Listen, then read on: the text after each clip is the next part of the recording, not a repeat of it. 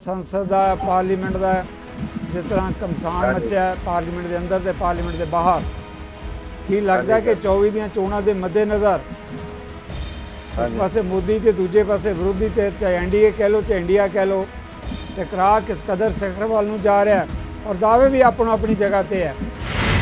प्रधानमंत्री और सरकार नूं बदनाम करने दे लई गलत तरीके अपनाउंदे ने। जिस तरह राहुल गांधी ने की कीता कि उन्होंने भी गलती करके मोदी सरनेम के खिलाफ ही बोल दिता कि कोई अदालत चला गया फैसला खिलाफ आ गया वो सीधा मोदी जी ने मेरे को निकाल दिया, मोदी जी ने ऐसा कर दिया भारत सरकार ने।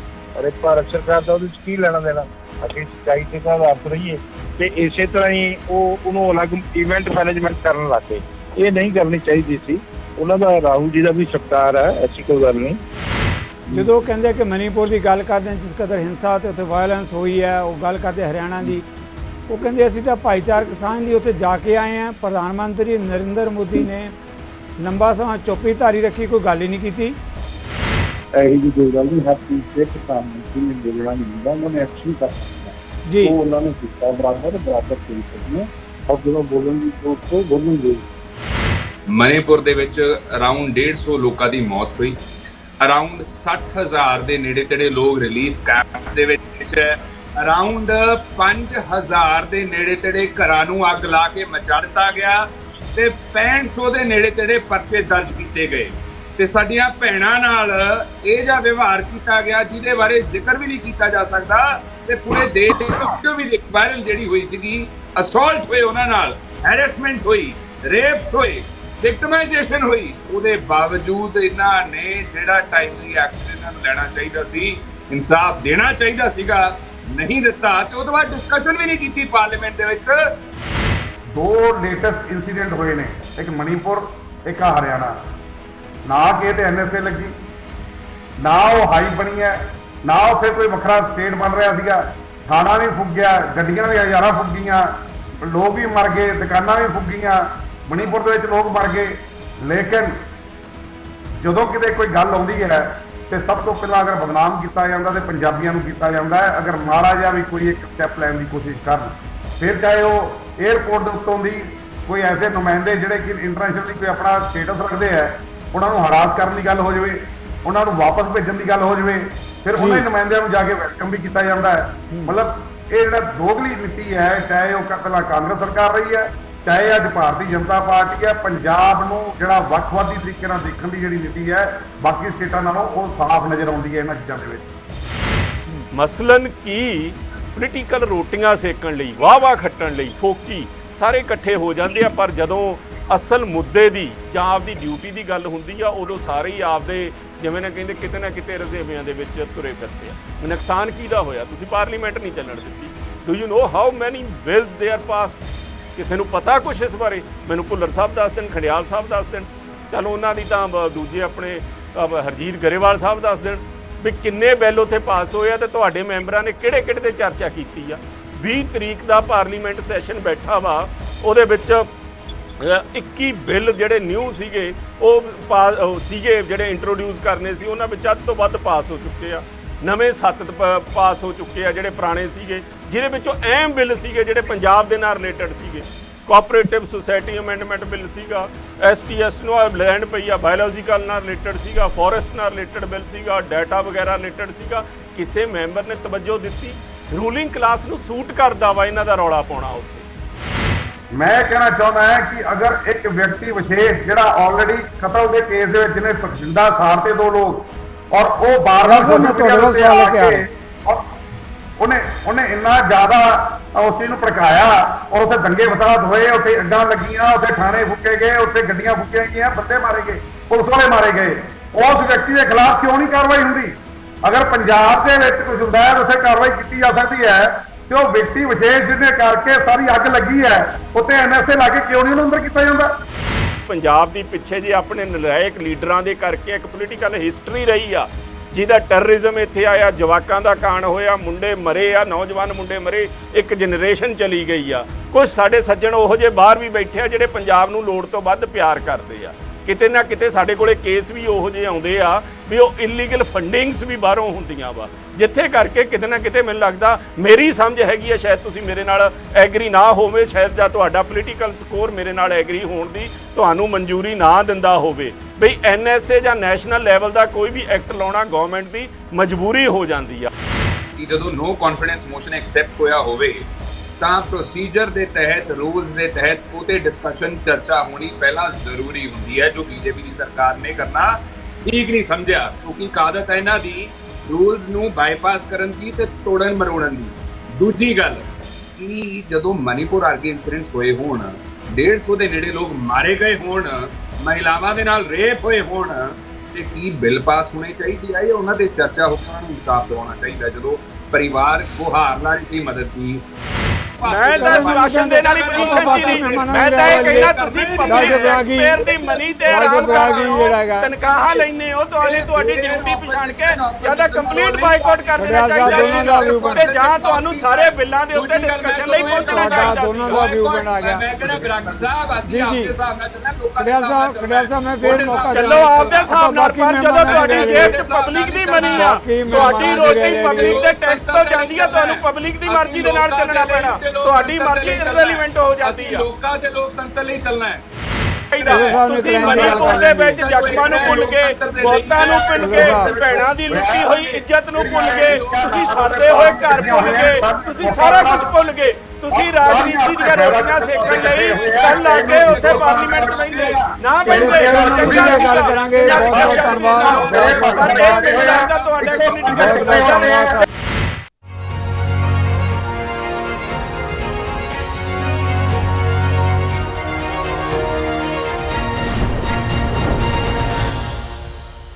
ਨਜ਼ਰੀਆ ਦੀ ਡਿਬੇਟ ਜਗਤਾਰ ਸਿੰਘ ਸਿੱਧੂ ਵੱਲੋਂ ਦਰਸ਼ਕਾਂ ਨੂੰ ਸਤਿ ਸ਼੍ਰੀ ਅਕਾਲ।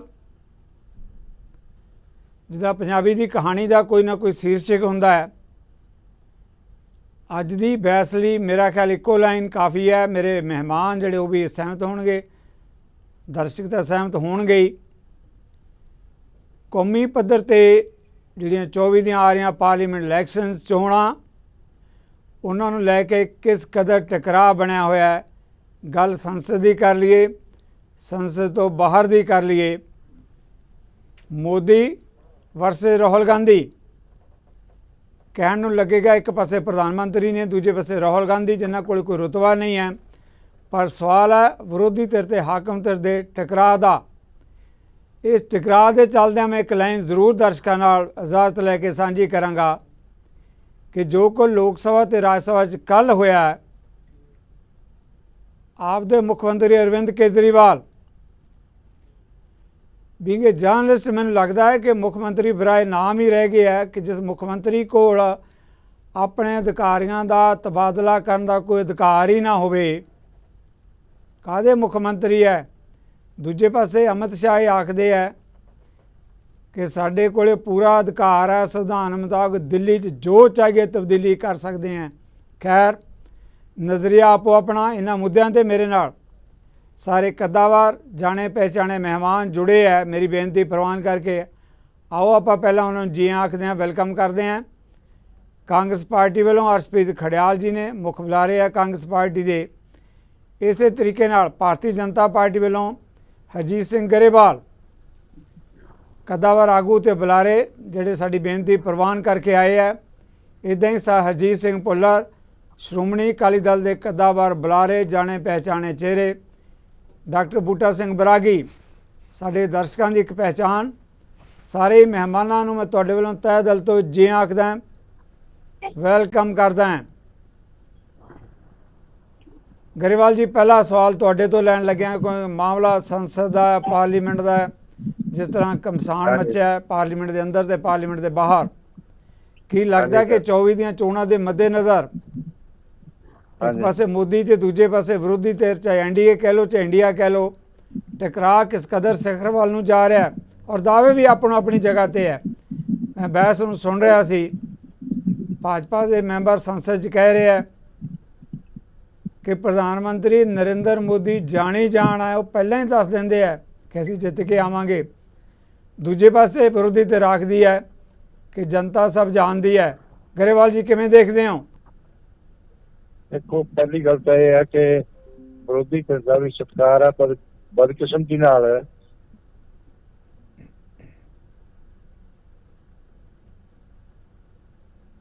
ਪ੍ਰਧਾਨ ਮੰਤਰੀ ਔਰ ਸਰਕਾਰ ਨੂੰ ਬਦਨਾਮ ਕਰਨ ਦੇ ਲਈ ਜੀ ਗਲਤ ਤਰੀਕੇ ਅਪਣਾਉਂਦੇ ਨੇ। ਜਿਸ ਤਰ੍ਹਾਂ ਰਾਹੁਲ ਗਾਂਧੀ ਨੇ ਕੀ ਕੀਤਾ ਕਿ ਉਹ ਉਹਨਾਂ ਦੀ ਗਲਤੀ ਕਰਕੇ ਮੋਦੀ ਸਰਨੇਮ ਦੇ ਖਿਲਾਫ ਹੀ ਬੋਲ ਦਿੱਤਾ ਤੇ ਕੋਈ अदालत चला गया, फैसला खिलाफ आ गया, वो सीधा मोदी जी ने मेरे को निकाल दिया, मोदी जी ने ऐसा कर दिया, भारत सरकार ने। और एक भारत सरकार का की लेना देना, ਅਸੀਂ ਸੱਚਾਈ ਤੇ ਆਧਾਰਿਤ ਰਹੀਏ। ਤੇ ਇਸੇ ਤਰ੍ਹਾਂ ਹੀ ਉਹ ਉਹਨੂੰ ਅਲੱਗ ਇਵੈਂਟ ਮੈਨੇਜਮੈਂਟ ਕਰਨ ਲੱਗ ਗਏ। ਇਹ ਨਹੀਂ ਕਰਨੀ ਚਾਹੀਦੀ ਸੀ।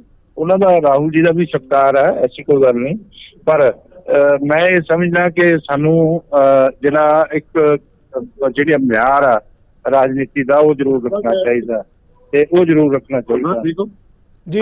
ਤੇ ਉਹ ਮਿਆਰ ਅਸੀਂ ਕਾਇਮ ਨਹੀਂ ਰੱਖ ਰਹੇ। ਬਦਕਿਸਮਤੀ ਇਹ ਹੈ ਦੇਸ਼ ਦੀ, ਔਰ ਇਹਦੇ ਚ ਜਿਹੜਾ ਅੱਗੇ ਦੇਸ਼ ਨੂੰ ਲੈ ਕੇ ਜਾਣਾ, ਹੁਣ ਇਹ ਗੱਠਜੋੜ ਬਣਦਾ ਜਿਹੜਾ ਇਹਨਾਂ ਨੇ ਬਣਾਇਆ, ਉਹ ਅਗਰ ਬਣਦਾ ਵਿਕਾਸ ਦੇ ਲਈ, ਅਗਰ ਬਣਦਾ ਬਿਹਤਰੀ ਲਈ, ਅਗਰ ਦੇਸ਼ ਦੇ ਅੰਦਰ ਆਪਸੀ ਭਾਈਚਾਰਕ ਸਾਂਝ ਲਈ, ਉਹ ਨਹੀਂ ਬਣਿਆ।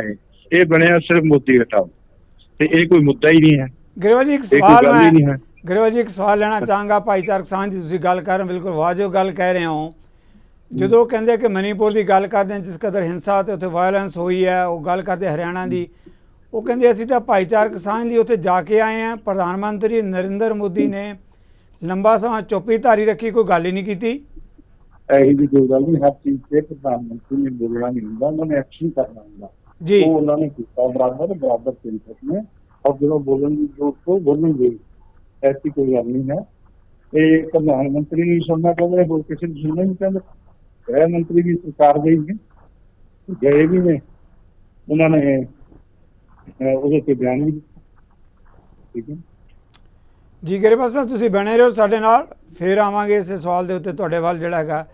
ਖੜਿਆਲ ਜੀ ਕਿਵੇਂ ਦੇਖਦੇ ਹੋ ਇਸ ਮਾਮਲੇ ਤੇ? ਸਦਨ ਦੇ ਅੰਦਰ ਜਦੋਂ ਆਪਾਂ ਵਿਰੋਧੀ ਧਿਰ ਦੀ ਗੱਲ ਕਰਦੇ ਹਾਂ, ਭਾਜਪਾ ਨੇਤਾ ਗਰੇਵਾਲ ਉਹਨਾਂ ਦਾ ਕਹਿਣਾ ਹੈ ਕਿ ਕੋਈ ਮਰਿਆਦਾ ਜਾਂ ਕੋਈ ਪੱਧਰ ਜਿਹੜਾ ਹੈਗਾ ਪੋਲੀਟਿਕਸ ਦਾ ਰਿਹਾ ਹੀ ਨਹੀਂ, ਕਿਸ ਕਦਰ ਜਿਹੜਾ ਦੂਸ਼ਣਬਾਜ਼ੀ ਔਰ ਵਿਰੋਧੀ ਧਿਰ ਕੋਲੇ ਕਹਿਣ ਨੂੰ ਗੱਲ ਹੀ ਕੋਈ ਨਹੀਂ।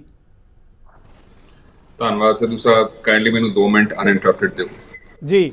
ਸਿੱਧੂ ਸਾਹਿਬ, ਸਭ ਤੋਂ ਜ਼ਰੂਰੀ ਗੱਲ ਇਹ ਹੈ ਕਿ ਮਨੀਪੁਰ ਦੇ ਨਾਲ ਇਨਸਾਫ ਨਹੀਂ ਹੋਇਆ। ਮਨੀਪੁਰ ਦੇ ਵਿੱਚ ਅਰਾਊਂਡ 150 ਲੋਕਾਂ ਦੀ ਮੌਤ ਹੋਈ, ਅਰਾਊਂਡ 60,000 ਦੇ ਨੇੜੇ ਤੇੜੇ ਲੋਕ ਰਿਲੀਫ ਕੈਂਪ ਦੇ ਵਿੱਚ ਹੈ, ਅਰਾਊਂਡ 5,000 ਦੇ ਨੇੜੇ ਤੇੜੇ ਘਰਾਂ ਨੂੰ ਅੱਗ ਲਾ ਕੇ ਮਚਾ ਦਿੱਤਾ ਗਿਆ ਤੇ 6500 ਦੇ ਨੇੜੇ ਤੇੜੇ ਪਰਚੇ ਦਰਜ ਕੀਤੇ ਗਏ ਤੇ ਸਾਡੀਆਂ ਭੈਣਾਂ ਨਾਲ ਇਹ ਜਿਹਾ ਵਿਵਹਾਰ ਕੀਤਾ ਗਿਆ ਜਿਹਦੇ ਬਾਰੇ ਜ਼ਿਕਰ ਵੀ ਨਹੀਂ ਕੀਤਾ ਜਾ ਸਕਦਾ। ਤੇ ਪੂਰੇ ਦੇਸ਼ ਦੀ ਵੀਡੀਓ ਵੀ ਵਾਇਰਲ ਜਿਹੜੀ ਹੋਈ ਸੀਗੀ, ਅਸੌਲਟ ਹੋਏ ਉਹਨਾਂ ਨਾਲ, ਹੈਰੈਸਮੈਂਟ ਹੋਈ, ਰੇਪਸ ਹੋਏ, ਵਿਕਟਮਾਈਜੇਸ਼ਨ ਹੋਈ। ਉਹਦੇ ਬਾਵਜੂਦ ਇਹਨਾਂ ਨੇ ਜਿਹੜਾ ਟਾਈਮਲੀ ਐਕਸ਼ਨ ਇਹਨਾਂ ਨੂੰ ਲੈਣਾ ਚਾਹੀਦਾ ਸੀ, ਇਨਸਾਫ ਦੇਣਾ ਚਾਹੀਦਾ ਸੀਗਾ, ਨਹੀਂ ਦਿੱਤਾ। ਤੇ ਉਹ ਤੋਂ ਬਾਅਦ ਡਿਸਕਸ਼ਨ ਵੀ ਨਹੀਂ ਕੀਤੀ ਪਾਰਲੀਮੈਂਟ ਦੇ ਵਿੱਚ। ਤੇ ਮੋਦੀ ਸਾਹਿਬ ਨੇ ਪਾਰਲੀਮੈਂਟ ਦੇ ਵਿੱਚ ਜੋ ਉਹਨਾਂ ਦਾ ਫਰਜ਼ ਸੀ, ਸਟੇਟਮੈਂਟ ਇਸ਼ੂ ਕਰਨਾ, ਬਿਆਨ ਦੇਣਾ, ਉਹ ਵੀ ਠੀਕ ਨਹੀਂ ਸਮਝਿਆ। ਪਹਿਲਾਂ ਤਾਂ ਸਿੱਧੂ ਸਾਹਿਬ, ਜਿਹੜੇ ਲੋਕਾਂ ਦੀ ਮਨੀਪੁਰ ਦੇ ਵਿੱਚ ਮੌਤ ਹੋਈ, ਰੱਬ ਕਰੇ ਉਹਨਾਂ ਦੀ ਆਤਮਾ ਨੂੰ ਸ਼ਾਂਤੀ ਮਿਲੇ। ਦੂਜੀ ਗੱਲ, ਬੜੀ ਸੰਜੀਦਾ ਡਿਬੇਟ ਹੋਣੀ ਚਾਹੀਦੀ ਹੈ ਕਿਉਂਕਿ ਇਸ਼ੂ ਬਹੁਤ ਜ਼ਿਆਦਾ ਸੰਜੀਦਾ, ਬਹੁਤ ਸੀਰੀਅਸ ਇਸ਼ੂ ਹੈ, ਲੋਕਾਂ ਦੀ ਜਾਨ ਗਈ ਹੈ। ਸੋ ਮੇਰੇ ਬੜੇ ਸਪੈਸੀਫਿਕ ਪਿਨ ਪੁਆਇੰਟਡ ਸਵਾਲ ਹੈ, ਉਹਦੇ ਜਵਾਬ ਜ਼ਰੂਰ ਲਿਓ ਗਰੇਵਾਲ ਸਾਹਿਬ ਤੋਂ। ਪਹਿਲਾਂ ਤਾਂ ਗਰੇਵਾਲ ਸਾਹਿਬ, ਇੰਨੇ ਇਨਸੀਡੈਂਟਸ ਹੋ ਗਏ ਮਨੀਪੁਰ ਦੇ ਵਿੱਚ, ਪ੍ਰਧਾਨ ਮੰਤਰੀ ਮੋਦੀ ਸਾਹਿਬ ਮਨੀਪੁਰ ਇੱਕ ਦਫਾ ਵੀ ਗਏ ਕਿਉਂ ਨਹੀਂ? ਕੀ ਕਾਰਨ ਹੈ? ਹੋਰ ਕਾਹਦੇ ਵਿੱਚ ਇੰਨੇ ਬਿਜ਼ੀ ਸੀ? ਕਿਉਂਕਿ ਉਹਨਾਂ ਕੋਲੇ ਅਮਰੀਕਾ ਜਾਣ ਦਾ ਵੀ ਟਾਈਮ ਸੀ, ਆਸਟ੍ਰੇਲੀਆ ਜਾਣ ਦਾ ਵੀ ਟਾਈਮ ਸੀ, ਈਜਿਪਟ ਜਾਣ ਦਾ ਵੀ ਟਾਈਮ ਸੀ, ਰਾਜਸਥਾਨ ਜਾਣ ਦਾ ਵੀ ਟਾਈਮ ਸੀ, ਲੇਕਿਨ ਮਨੀਪੁਰ ਨਹੀਂ ਗਏ ਜਿੱਥੇ ਆਪਦੀ ਬੀਜੇਪੀ ਰੂਲ ਸਟੇਟ ਹੈ ਤੇ ਸੈਂਟਰ 'ਚ ਵੀ ਆਪਦੀ ਸਰਕਾਰ ਹੈ। ਕੀ ਜਵਾਬ ਉਹਦਾ? ਦੂਜਾ ਸਵਾਲ, ਕਿ ਪਾਰਲੀਮੈਂਟ ਦੇ ਵਿੱਚ ਮੋਦੀ ਸਾਹਿਬ ਨੇ ਮਨੀਪੁਰ ਤੇ ਬਿਆਨ ਕਿਉਂ ਨਹੀਂ ਇਸ਼ੂ ਕੀਤਾ? ਕੀ ਭਾਰਤੀ ਜਨਤਾ ਪਾਰਟੀ ਦੀ ਇਹ ਪ੍ਰਾਇੋਰਟੀ ਨਹੀਂ ਹੈ? ਮੈਂ ਕਹਿੰਦਾ ਸਿੱਧੂ ਸਾਹਿਬ, ਜੇ ਇੱਕ ਜਾਨ ਵੀ ਚਲੀ ਜਾਵੇ ਨਾ, ਉਹ ਵੀ ਬਹੁਤ ਵੱਡਾ ਇਸ਼ੂ ਹੁੰਦਾ ਹੈ। ਆਰਟੀਕਲ 21 ਸਾਡੇ ਸੰਵਿਧਾਨ ਦਾ ਕਹਿੰਦਾ right to life and personal liberty, ਇਹ ਇਨਸ਼ੋਰ ਕਰ ਪਾ ਰਹੇ ਹੈ। ਜੇ ਲੋਕਾਂ ਦੀ ਮੌਤ ਹੋ ਗਈ, ਕੀ ਇਹਨਾਂ ਦਾ ਨਹੀਂ ਫਰਜ਼ ਬਣਦਾ ਕਿ ਉਹਨਾਂ ਦੇ ਐਟਲੀਸਟ ਬਿਆਨ ਇਸ਼ੂ ਕਰਨ, ਡਿਸਕਸ਼ਨ ਕਰਾਉਣ, ਡਿਬੇਟ ਕਰਾਉਣ, ਇਨਸਾਫ ਦਿਵਾਉਣ ਉਹਨਾਂ ਨੂੰ? ਸੁਪਰੀਮ ਕੋਰਟ ਤੱਕ ਨੇ ਫਟਕਾਰ ਲਾਈ ਇਹਨਾਂ ਦੀ ਸਰਕਾਰ ਨੂੰ। ਤੀਜਾ ਸਵਾਲ, ਕਿ ਜਿਹੜਾ ਚੀਫ ਮਿਨਿਸਟਰ ਹੈ ਮਨੀਪੁਰ ਦਾ, ਉਹਨੂੰ ਉਤਾਰਿਆ ਕਿਉਂ ਨਹੀਂ ਗਿਆ? ਕਿਉਂਕਿ ਅਕਾਊਂਟੇਬਿਲਿਟੀ ਤੇ ਰਿਸਪੌਂਸਿਬਿਲਿਟੀ ਫਿਕਸ ਹੋਣਾ ਬੜਾ ਜ਼ਰੂਰੀ ਹੈ। ਸਿੱਧੂ ਸਾਹਿਬ ਜਿਹੜੀ ਵੀਡੀਓ ਵਾਇਰਲ ਹੋਈ ਸੀ ਨਾ ਮਹਿਲਾਵਾਂ ਨੂੰ ਲੈ ਕੇ, ਜੀ। ਜਿੱਥੇ ਉਹਨਾਂ ਨੂੰ ਨੇਕਡ ਪਰੇਡ ਕੀਤਾ ਜਾ ਰਿਹਾ ਸੀਗਾ, ਉਹ ਪੁਰਾਣਾ ਇਨਸੀਡੈਂਟ ਸੀ। ਵੀਡੀਓ ਬਹੁਤ ਬਾਅਦ ਆਈ ਸੀਗੀ ਬਾਹਰ, ਤੇ ਉਹਦੇ ਬਾਵਜੂਦ ਸਰਕਾਰ ਨੇ ਟਾਈਮਲੀ ਐਕਸ਼ਨ ਨਾ ਉਹਦੇ ਵਿੱਚ ਲਿਆ। ਸੋ ਜਿਹੜਾ ਚੀਫ ਮਿਨਿਸਟਰ ਹੈ, ਜਿਹੜੇ ਚੀਫ ਮਿਨਿਸਟਰ ਸਾਹਿਬ ਹੈ, ਉਹਨਾਂ ਦੀ ਜ਼ਿੰਮੇਵਾਰੀ ਸੀ ਲਾਅ ਐਂਡ ਆਰਡਰ ਦੀ।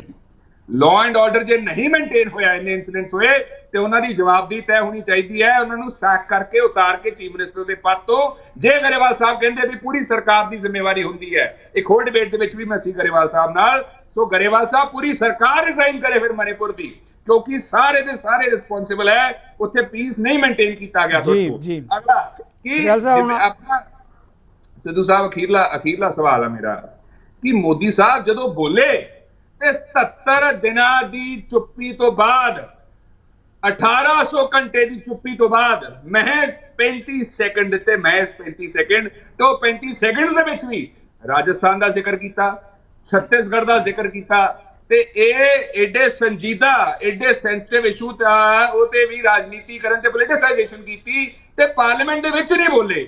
ਸੋ ਇਹ ਰਿਲੈਕਟੈਂਸ ਕਿਉਂ ਨਹੀਂ ਜਵਾਬ ਦੇ ਰਹੇ, ਕਿਉਂ ਨਹੀਂ ਬੋਲਣਾ ਚਾਹ ਰਹੇ ਪ੍ਰਧਾਨ ਮੰਤਰੀ ਸਾਹਿਬ? ਇਹਦਾ ਜਵਾਬ ਲਿਓ ਬੀਜੇਪੀ ਤੋਂ। ਆਪਾਂ ਜਵਾਬ ਲੈਣੇ ਆ ਬਾਕੀ ਮਹਿਮਾਨਾਂ ਤੋਂ ਵੀ ਇਸ ਮੁੱਦੇ ਤੇ।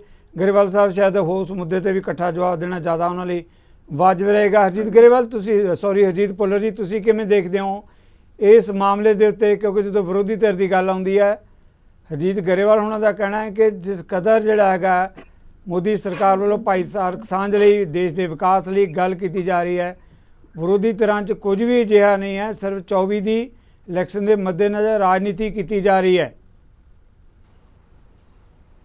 ਭੁੱਲਰ ਸਾਹਿਬ, ਪੰਜਾਬ ਦੇ ਵਿੱਚ ਵੀ ਪਿਛਲੇ ਦਿਨਾਂ ਦੇ ਵਿੱਚ ਇੱਕ ਇਨਸੀਡੈਂਟ ਹੋਇਆ ਸੀਗਾ, ਜਿਹਦੇ ਵਿੱਚ ਅੰਮ੍ਰਿਤਪਾਲ ਇੱਕ ਵਿਅਕਤੀ ਦਾ ਜਿਹੜਾ ਪ੍ਰੋਜੈਕਟ ਹੋਇਆ, ਪ੍ਰੋਜੈਕਟ ਹੋਣ ਤੋਂ ਬਾਅਦ 'ਚ ਜਿਸ ਤਰੀਕੇ ਨਾਲ ਮੀਡੀਆ 'ਚ ਉਹਨੂੰ ਹਾਈਪ ਮਿਲੀ, ਔਰ ਜਿਸ ਤਰੀਕੇ ਨਾਲ ਥਾਣੇ ਦਾ ਘਿਰਾਓ ਕੀਤਾ ਗਿਆ, ਔਰ ਨੈਸ਼ਨਲ ਲੈਵਲ ਦੇ ਉੱਤੇ ਉਸ ਚੀਜ਼ ਨੂੰ ਇੰਨਾ ਵੱਡਾ ਇਸ਼ੂ ਕ੍ਰੀਏਟ ਕੀਤਾ ਗਿਆ ਕਿ ਜਿਸ ਤਰ੍ਹਾਂ ਪੰਜਾਬ ਦੇ ਵਿੱਚ ਖਾਲਿਸਤਾਨ ਬਣ ਗਿਆ ਹੋਵੇ।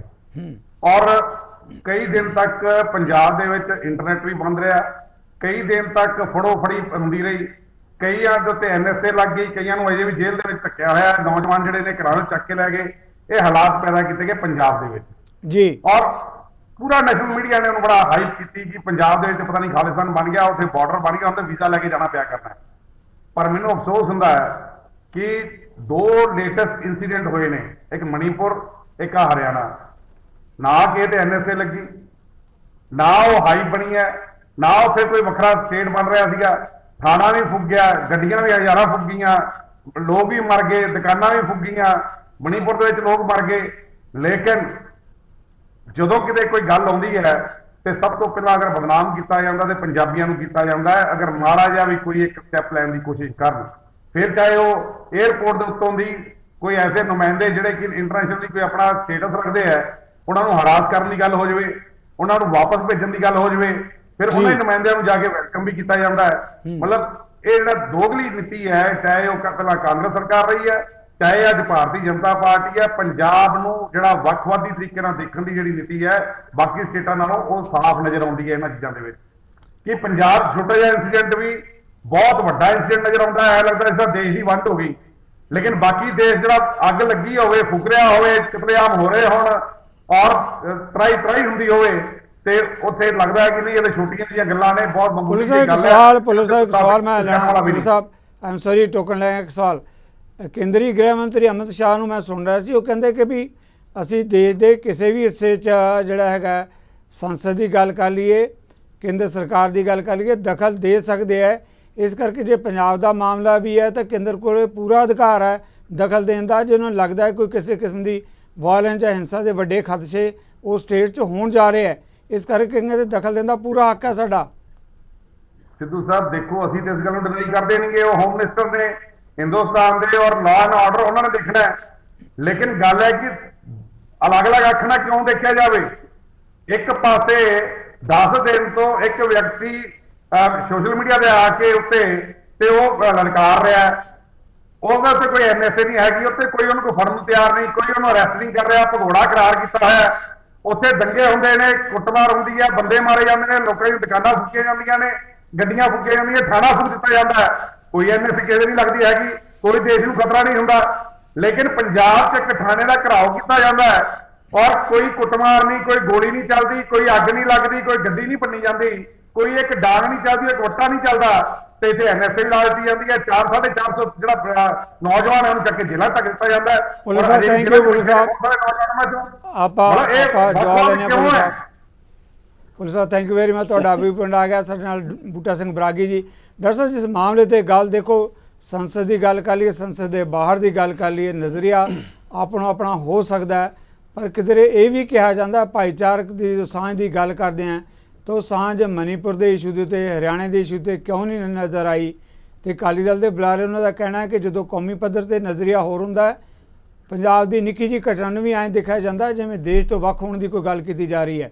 ਡਾਕਟਰ ਬਰਾਗੀ, ਮੈਂ ਜਿਹੜੇ ਲਾਸਟ ਪੈਨਲਿਸਟ ਬੋਲਿਆ ਉਹਨਾਂ ਦੇ ਸੰਦਰਭ ਦੇ ਵਿੱਚ ਤਾਂ ਇਹੀ ਕਹਿਣਾ ਚਾਹੂੰਗਾ, ਪੰਜਾਬ ਦੇ ਨਹੀਂ, ਮਿਨੋਰਟੀ ਕਮਿਊਨਿਟੀ ਦੀ ਕੋਈ ਵੀ ਘਟਨਾ ਇਹੋ ਜਿਹੀ ਹੁੰਦੀ ਆ ਤਾਂ ਉਹਨੂੰ ਬੜਾ ਸਪੈਸ਼ਲੀ ਤਰੀਕੇ ਨਾਲ ਲਿਆ ਜਾਂਦਾ ਜੀ। ਜੇ ਆਪਾਂ NIA ਦੀ ਰੇਡਸ ਦੀਆਂ ਵੀ ਗੱਲ ਕਰ ਲਈਏ, ਉਹ ਵੀ ਕਿਤੇ ਨਾ ਕਿਤੇ ਇਹੀ ਲੱਗਦਾ ਵੀ ਜਿਹੜੇ ਇੱਕ ਤਰਫਾ ਕਾਰਵਾਈ ਜਾਂ ਉਹ ਸਾਰੇ ਆਪਾਂ ਕਈ ਵਾਰੀ ਡਿਬੇਟ ਕਰ ਚੁੱਕੇ ਹਾਂ। ਜੇ ਸਾਹਿਬ ਸਿੱਧੂ ਸਾਹਿਬ ਗੱਲ ਹੈਗੀ ਮਨੀਪੁਰ ਦਾ ਇਸ਼ੂ ਬਹੁਤ ਹੀ ਮੰਦਭਾਗਾ ਤੇ ਬਹੁਤ ਹੀ ਮਾੜਾ ਸੀਗਾ। ਇੰਸੀਡੈਂਟ ਬਹੁਤ ਪਹਿਲਾਂ ਹੋ ਗਿਆ ਸੀਗਾ, ਉਹ ਰਿਪੋਰਟਡ ਬਾਅਦ 'ਚ ਹੋਇਆ, ਵਾਇਰਲ ਬਾਅਦ 'ਚ ਹੋਇਆ, ਉੱਤੇ ਕਾਰਵਾਈ ਬਾਅਦ 'ਚ ਹੋਈ ਆ। ਪਰ ਹੈਰਾਨੀ ਦੀ ਗੱਲ ਉੱਥੇ ਆ, BJP ਮਹਿਜ਼ 60 ਵਿੱਚੋਂ 37 ਸੀਟਾਂ 'ਤੇ ਆ ਉੱਥੇ। ਫਿਰ ਸੈਕਿੰਡ ਨੰਬਰ 'ਤੇ NPP ਆ, NPF ਆ, ਤਾਂ ਇੰਡੀਅਨ ਨੈਸ਼ਨਲ ਕਾਂਗਰਸ ਵੀ ਉੱਥੇ ਥੋੜ੍ਹਾ ਜਿਹਾ ਆਟੇ 'ਚ ਨੂਣ ਬਰਾਬਰ ਆਪਦੀ ਰਿਪਰੈਜ਼ੈਂਟੇਸ਼ਨ ਦਿੰਦੀ ਆ, ਜਿਹੜੀ ਅੱਜ ਸਭ ਤੋਂ ਵੱਧ ਬਨੇਰੇ 'ਤੇ ਬੈਠ ਕੇ ਰੌਲਾ ਪਾਉਂਦੀ ਆ ਤੇ ਪਾਰਲੀਮੈਂਟ ਨੂੰ ਡਿਸਟਰਬ ਕਰਦੀ ਆ, ਚੱਲਣ ਨਹੀਂ ਦੇ ਰਹੇ। ਤੇ ਮੈਂ ਸਮਝ ਨਹੀਂ ਆਉਂਦਾ, ਚਲੋ ਰੂਲਿੰਗ ਵਾਲੇ ਤਾਂ ਜਿਹੜਾ ਕੁਝ ਕਰਦੇ ਹੀ ਆ, ਓਪੋਜੀਸ਼ਨ ਵਾਲੇ ਕੀ ਕਰ ਰਹੇ ਸੀਗੇ ਉੱਥੇ? ਅੱਜ ਜਿੰਨੇ ਵੀ ਉੱਥੇ ਓਪੋਜੀਸ਼ਨ ਦੇ ਵਿੱਚ ਆ, ਸਾਰੇ ਇੱਕ ਗਰੁੱਪ ਦੇ ਵਿੱਚ ਸੋ ਕਾਲਡ ਇੰਡੀਆ ਜਿਹੜਾ ਨਾਮ ਦਿੱਤਾ ਹੋਇਆ ਉਹਦੇ ਵਿੱਚ ਇਕੱਠੇ ਹੋ ਚੁੱਕੇ ਆ ਕਿ ਇਹਨਾਂ ਦਾ ਕੋਈ ਸੰਵਿਧਾਨਿਕ ਦਾਇਤਵ ਨਹੀਂ ਸੀ ਬਣਦਾ, ਇਹਨਾਂ ਦੀ ਕੋਈ ਸੰਵਿਧਾਨਿਕ ਜ਼ਿੰਮੇਵਾਰੀ ਨਹੀਂ ਸੀ ਬਣਦੀ। ਮਸਲਨ ਕੀ ਪੋਲੀਟੀਕਲ ਰੋਟੀਆਂ ਸੇਕਣ ਲਈ, ਵਾਹ ਖੱਟਣ ਲਈ ਫੋਕੀ ਸਾਰੇ ਇਕੱਠੇ ਹੋ ਜਾਂਦੇ ਆ, ਪਰ ਜਦੋਂ ਅਸਲ ਮੁੱਦੇ ਦੀ ਜਾਂ ਆਪਦੀ ਡਿਊਟੀ ਦੀ ਗੱਲ ਹੁੰਦੀ ਆ ਉਦੋਂ ਸਾਰੇ ਹੀ ਆਪਦੇ ਜਿਵੇਂ ਨਾ ਕਹਿੰਦੇ ਕਿਤੇ ਨਾ ਕਿਤੇ ਰਜ਼ੇਵਿਆਂ ਦੇ ਵਿੱਚ ਤੁਰੇ ਫਿਰਦੇ ਆ। ਨੁਕਸਾਨ ਕਿਹਦਾ ਹੋਇਆ? ਤੁਸੀਂ ਪਾਰਲੀਮੈਂਟ ਨਹੀਂ ਚੱਲਣ ਦਿੱਤੀ। Do you know how many bills they are passed? ਕਿਸੇ ਨੂੰ ਪਤਾ ਕੁਛ ਇਸ ਬਾਰੇ? ਮੈਨੂੰ ਭੁੱਲਰ ਸਾਹਿਬ ਦੱਸ ਦੇਣ, ਖੰਡਿਆਲ ਸਾਹਿਬ ਦੱਸ ਦੇਣ, ਚਲੋ ਉਹਨਾਂ ਦੀ ਤਾਂ ਦੂਜੇ ਆਪਣੇ ਹਰਜੀਤ ਗਰੇਵਾਲ ਸਾਹਿਬ ਦੱਸ ਦੇਣ ਵੀ ਕਿੰਨੇ ਬਿੱਲ ਉੱਥੇ ਪਾਸ ਹੋਏ ਆ ਤੇ ਤੁਹਾਡੇ ਮੈਂਬਰਾਂ ਨੇ ਕਿਹੜੇ ਤੇ ਚਰਚਾ ਕੀਤੀ ਆ। 20 ਤਰੀਕ ਦਾ ਪਾਰਲੀਮੈਂਟ ਸੈਸ਼ਨ ਬੈਠਾ ਵਾ, ਉਹਦੇ ਵਿੱਚ 21 ਬਿੱਲ ਜਿਹੜੇ ਨਿਊ ਸੀਗੇ ਉਹ ਸੀਗੇ ਜਿਹੜੇ ਇੰਟਰੋਡਿਊਸ ਕਰਨੇ ਸੀ, ਉਹਨਾਂ ਵਿੱਚ ਅੱਧ ਤੋਂ ਵੱਧ ਪਾਸ ਹੋ ਚੁੱਕੇ ਆ। ਨਵੇਂ 7 ਪਾਸ ਹੋ ਚੁੱਕੇ ਆ ਜਿਹੜੇ ਪੁਰਾਣੇ ਸੀਗੇ, ਜਿਹਦੇ ਵਿੱਚੋਂ ਅਹਿਮ ਬਿੱਲ ਸੀਗੇ ਜਿਹੜੇ ਪੰਜਾਬ ਦੇ ਨਾਲ ਰਿਲੇਟਡ ਸੀਗੇ। ਕੋਆਪਰੇਟਿਵ ਸੁਸਾਇਟੀ ਅਮੈਂਡਮੈਂਟ ਬਿੱਲ ਸੀਗਾ, ST ਨੂੰ ਲੈਂਡ ਪਈ ਆ, ਬਾਇਓਲੋਜੀਕਲ ਨਾਲ ਰਿਲੇਟਡ ਸੀਗਾ, ਫੋਰੈਸਟ ਨਾਲ ਰਿਲੇਟਡ ਬਿੱਲ ਸੀਗਾ, ਡਾਟਾ ਵਗੈਰਾ ਰਿਲੇਟਡ ਸੀਗਾ। ਕਿਸੇ ਮੈਂਬਰ ਨੇ ਤਵੱਜੋ ਦਿੱਤੀ? ਰੂਲਿੰਗ ਕਲਾਸ ਨੂੰ ਸੂਟ ਕਰਦਾ ਵਾ ਇਹਨਾਂ ਦਾ ਰੌਲਾ ਪਾਉਣਾ, ਉੱਥੇ ਰੂਲਿੰਗ ਕਲਾਸ ਨੂੰ ਸੂਟ ਕਰਦਾ ਵਾ ਇਹਨਾਂ ਦਾ ਉੱਥੇ ਹੰਗਾਮਾ ਕਰਨਾ ਤੇ ਇਹਨਾਂ ਨੂੰ ਬਾਹਰ ਭੇਜ ਦੇਣਾ ਜਾਂ ਨਾ ਚੱਲਣ ਦੇਣੀ, ਕਿਉਂਕਿ ਉਹ ਤਾਂ ਉਵੇਂ ਹੀ ਪਾਸ ਕਰ ਦਿੰਦੇ ਆ। ਜਿੰਨਾ ਵੈਸੇ ਤਾਂ ਮੈਂ ਸੌਰੀ ਟੂ ਸੇ ਕੋਈ ਬਾਹਲੇ ਸਿਆਣੇ ਮੈਂਬਰ ਉੱਥੇ ਚੁਣ ਕੇ ਨਹੀਂ ਜਾਂਦੇ ਪਾਰਲੀਮੈਂਟ ਵਿੱਚ, ਬਹੁਤ ਥੋੜੇ ਹੁੰਦੇ ਆ ਜਿਨ੍ਹਾਂ ਦੇ ਸਿਰ ਤੇ ਇਹ ਦੇਸ਼ ਚੱਲ ਰਿਹਾ ਵਾ। ਬਾਕੀ ਤਾਂ ਉੱਥੇ ਰੌਲਾ ਪਾਉਣ ਨੂੰ ਲਿਜਾਏ ਜਾਂਦੇ ਆ, ਕਿਉਂਕਿ ਥੱਲੇ ਵੀ ਉਹਨਾਂ ਦੀ ਹਿਸਟਰੀ ਜਾਂ ਬੈਕਗਰਾਊਂਡ ਉਹੋ ਜਿਹਾ ਹੀ ਹੁੰਦਾ। ਮੈਨੂੰ ਲੱਗਦਾ ਅੱਧੇ ਤੋਂ ਵੱਧ ਮੈਂਬਰਾਂ ਨੂੰ ਨਹੀਂ ਪਤਾ ਹੋਣਾ ਵੀ ਉਹ ਬਿੱਲ ਕਿਹੜੇ ਸੀਗੇ, ਕਿਹੜੀਆਂ ਪ੍ਰੋਵੀਜ਼ਨਾਂ ਸੀਗੀਆਂ, ਕਿੰਨੇ ਬਿੱਲ ਉਹਨਾਂ ਨੇ ਐਲੀਮੀਨੇਟ ਕਰਤੇ ਆ, ਰੇਲਵੇਜ਼ ਨੂੰ ਲੈ ਕੇ ਬਿੱਲ ਉਹਨਾਂ ਨੇ ਇੰਟਰੋਡਿਊਸ ਕੀਤਾ। ਮਤਲਬ ਕਿ ਬਈ ਨੁਕਸਾਨ ਤਾਂ ਓਵਰਆਲ ਜਦੋਂ ਆਪਾਂ ਇਹੋ ਜਿਹੀ ਪਾਰਲੀਮੈਂਟ ਨਹੀਂ ਚੱਲਣ ਦਿੰਦੇ ਤਾਂ ਉਹ ਦੇਸ਼ ਦਾ ਹੀ ਹੁੰਦਾ ਵਾ, ਨੋ ਡਾਊਟ। ਮੈਂ ਫਿਰ ਇੱਥੇ ਦੁਹਾਈ ਦੇ ਰਿਹਾ, ਮਨੀਪੁਰ ਦੀ ਇੰਸੀਡੈਂਟ ਬਹੁਤ ਮਾੜਾ ਸੀਗਾ, ਬਹੁਤ ਘਟਨਾ ਮਾੜੀ ਆ, ਪਰ ਮੈਂ ਗੌਰਮੈਂਟ ਦਾ ਫੇਵਰ ਨਹੀਂ ਲੈ ਰਿਹਾ। ਜਦੋਂ ਉਹ ਕਹਿ ਰਹੀ ਆ ਵੀ ਅਸੀਂ ਉਸ ਤੇ ਡਿਸਕਸ਼ਨ ਲਈ ਤਿਆਰ ਆ, 11 ਨੂੰ ਚਲਾਉਣ ਤਿਆਰ ਆ, ਦਿੱਲੀ ਵਾਰੀ ਮੈਂ ਦੇਖਿਆ ਸਮੂਥਲੀ ਆ, ਜਦੋਂ ਦਿੱਲੀ ਵਾਲਾ ਬਿੱਲ ਪਾਸ ਹੋਇਆ ਵਾ ਉਦੋਂ ਕਾਰਵਾਈ ਸਮੂਥ ਹੁੰਦੀ ਚੱਲਦੀ ਦੇਖੀ, ਅਦਰਵਾਈਜ਼ ਤਾਂ ਉੱਥੇ ਰੌਲਾ ਰੱਪਾ ਹੀ, ਸਾਰੇ ਮੈਂਬਰ ਸਾਹਿਬ ਦੀਆਂ ਜ਼ਿੰਮੇਵਾਰੀਆਂ ਤੋਂ ਭੱਜੇ ਆ। ਪਰਸੋਂ ਨੂੰ ਉਹ ਖਤਮ ਹੋ ਜਾਣਾ ਸੈਸ਼ਨ। ਕਿਸੇ ਨੇ ਵੀ ਜਨਤਾ ਦੀ ਜਿਹੜੀ ਪੈਸੇ ਇਕੱਠੇ ਹੋਏ ਆ ਜਿਨ੍ਹਾਂ ਤੋਂ ਟੁਕੜੇ ਖਾਂਦੇ ਨੇ ਪਾਰਲੀਮੈਂਟਰੀਅਨ ਤੇ ਉਹਨਾਂ ਦੀਆਂ ਫੈਮਲੀਆਂ ਪਲਦੀਆਂ ਵਾ, ਕਿਸੇ ਨੇ ਵੀ ਉਹ ਪੈਸੇ ਦਾ ਹਿਸਾਬ ਨਹੀਂ ਦਿੱਤਾ, ਜਿਹੜਾ ਕਿ ਬਹੁਤ ਹੀ ਮਾੜੀ ਗੱਲ ਆ। ਸਭ ਲਾਸਟ ਕਮੈਂਟ ਜਿਹੜੀ ਮੈਂ ਗੱਲ ਦੱਸਣਾ ਚਾਹੁੰਦਾ, ਨੋ ਕੌਨਫੀਡੈਂਸ ਮੋਸ਼ਨ ਮੂਵ ਹੋਇਆ ਵਾ।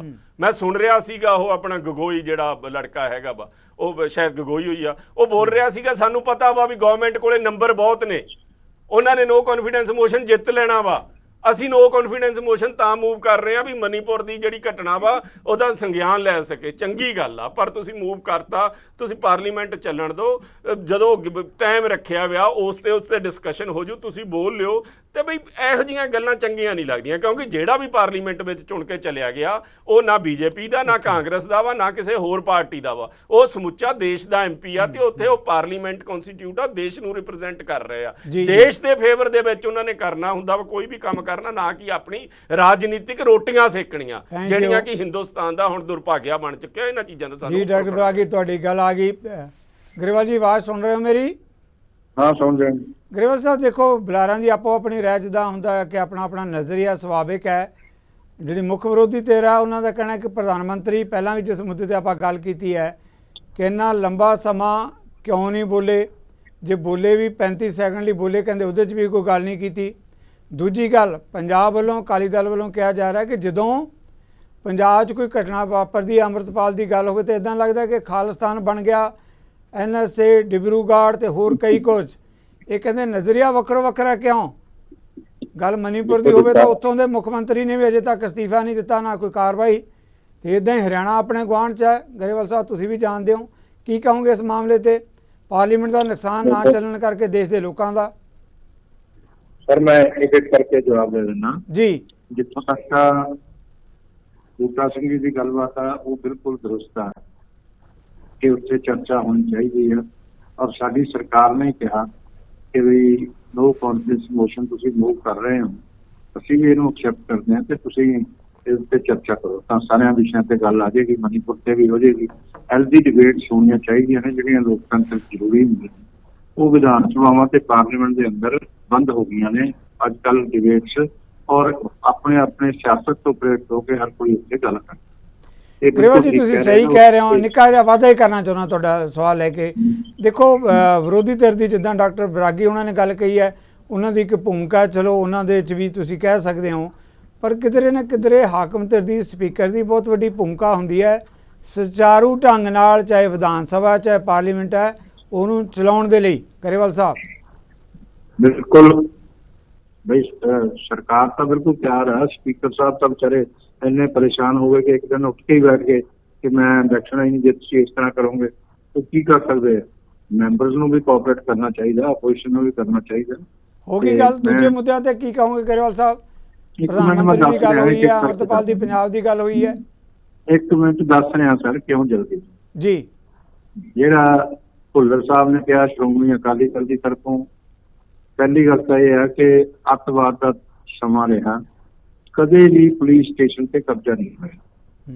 ਚਲੋ ਪੁਲਿਸ ਸਟੇਸ਼ਨ ਤੇ ਕਬਜ਼ਾ ਹੋ ਗਿਆ, ਸ਼੍ਰੀ ਗੁਰੂ ਗ੍ਰੰਥ ਸਾਹਿਬ ਦੀ ਹਜ਼ੂਰੀ 'ਚ ਇਹ ਕੰਮ ਕੀਤਾ, ਔਰ ਫਿਰ ਨਿਹੱਥੇ ਪੁਲਿਸ ਵਾਲਿਆਂ ਦੇ ਜ਼ਖਮੀ ਕਰ ਦੇਣਾ, ਔਰ ਉਹ ਨਾ ਲਾਠੀ ਮਾਰ ਰਹੇ ਨਾ ਡੰਡਾ ਮਾਰ ਰਹੇ। ਇਹ ਕਿੰਨਾ ਕੁ ਵਧੀਆ ਕੰਮ ਸੀ ਕਿ ਉਹਦਾ ਕੋਈ ਕ੍ਰਾਈਮ ਨਹੀਂ ਹੈ ਕਹਿੰਦੇ।